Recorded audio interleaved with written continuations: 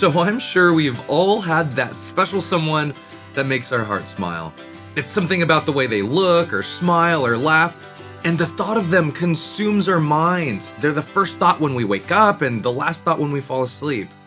So, if you're a Christian, what are you supposed to do when you feel this way? You've come to the right place. Whether you have a certain someone in mind, have ambitions for marriage, or can provide some insight for a friend who's in love, here's some tips on what you should do if you like someone. Tip number 1, discern idea versus reality. Judges chapter 16, verses 4-6. Afterward it happened that Samson loved a woman in the valley of Sorek, whose name was Delilah. And the lords of the Philistines came up to her and said to her, "Entice him and find out where his great strength lies, and by what means we may overpower him, that we may bind him to afflict him, and every one of us will give you 1,100 pieces of silver." So Delilah said to Samson, "Please tell me where your great strength lies, and with what you may be bound to afflict you." Now, Samson was a judge of Israel who fell madly in love with a woman named Delilah. But despite her beautiful appearance, she was someone who never loved Samson and was the cause of his downfall. Here's the lesson. Just because you're in love with someone doesn't automatically mean they're good for you. Love, or feelings of love rather, can cause us to be rash and downright dumb sometimes. We can be like Samson, where we end up falling for someone who doesn't have our best interest in mind. So, if we come to a place where our heart longs for someone, we need to stop and we need to look at them and see if we love the idea of them rather than who they actually are. Samson loved the idea of Delilah. He thought she was someone safe, someone he could trust with his secrets and vulnerabilities, but the reality was that she was the enemy who would attack if the opportunity presented itself. We, as followers of God, cannot be misled by our feelings. We have to be honest with ourselves and ask, do I like this person because I like the idea of being with someone? Because I like being liked?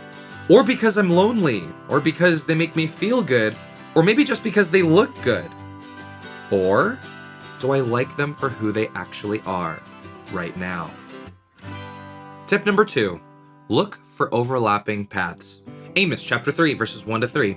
Hear this word that the Lord has spoken against you, O children of Israel, against the whole family which I brought up from the land of Egypt, saying, "You only have I known of all the families of the earth. Therefore, I will punish you for all your iniquities. Can two walk together unless they're agreed?" In the book of Amos, the nation of Israel was going to be punished by God for their disobedience and rebellion. And God then asks, can two walk together unless they're agreed? What God was saying is that God wanted to lead Israel in a certain direction. He wanted to bless them, to protect them, and teach them. But Israel, instead of obeying God, gave themselves over to sexual immorality. They attacked the innocent, compromised their morals, and altogether rejected God. God wanted a relationship with his people, but saw that Israel was going in a different direction. All this to say, consider the person you like. Are they going down a path that you want to go down? If you're a Christian, would they be someone who would encourage your walk with God? Would they pray for you? Would they give you grace despite your failures? Some other questions to throw in your mind? What do you want in life? What career do you want to pursue? What are your passions and what do you want to accomplish? In other words, where are you going? Now, hold that thought and think, would this person support that? Would they encourage you and help you? Or would they be a hindrance who takes from you time, finances, and your energy? All this to say, if you like someone, you should know where you're going in life, and you need to discern if this person would help and protect you, or if they would hinder or possibly harm you. Tip number 3, grow in love. Philippians chapter 2, verses 3-4. Do nothing from selfish ambition or conceit, but in humility count others more significant than yourselves. Let each of you look not only to his own interests, but also to the interests of others. In this passage, Paul encourages believers not to act selfishly, but to look out for other people's interests and cares. Now, you need to come to terms with the fact that you may not end up with the person that you admire, and that's okay. Because God will use the people you love to teach you lessons that will help prepare you for your future.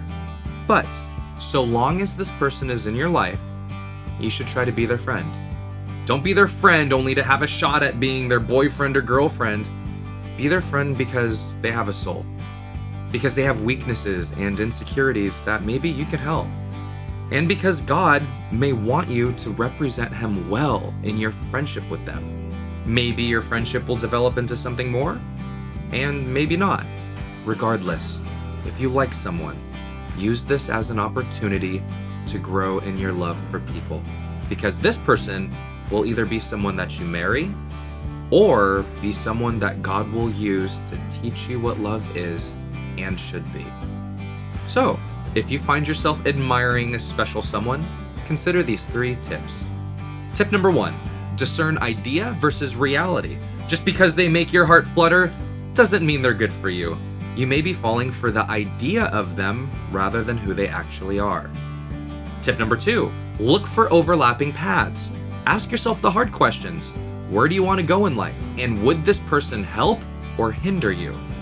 And tip number 3, grow in love. Be their friend and treat them the way Jesus would want you to, regardless if it ends up in a relationship. Don't live selfishly, but selflessly, and see if you could serve them in love. Love can be messy sometimes, so I'd recommend getting advice from people who've been married a while. In the meantime, we hope this helps. And as you figure out the world of love and romance, never forget, Jesus loves you.